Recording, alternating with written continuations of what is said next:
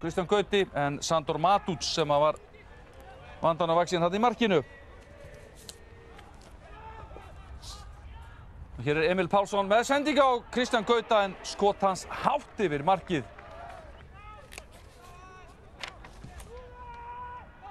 Orri Sigurjónsson og Jónas Björgvin Sigurbergsson komin í lið Þórsara, Halldór Orri og Sigurður Marinó fór á bekkinn. Hér Ólafur Páll að fara illa með Ármann Pétur. Sendingi fyrir markið og þetta 1-0. Kristján Gauti Emilsson, 3. mark hans í sumar. Já, í 3. tilraun.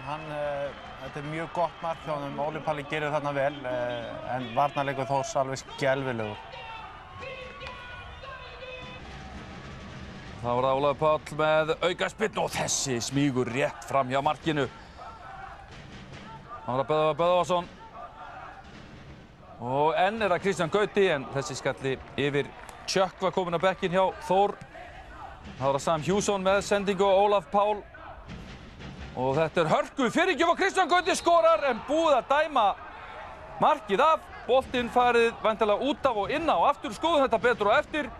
Og það var Böðvarsson og enn F-fáingar og enn Kristján Gauti og enn verð Sandor Matuc.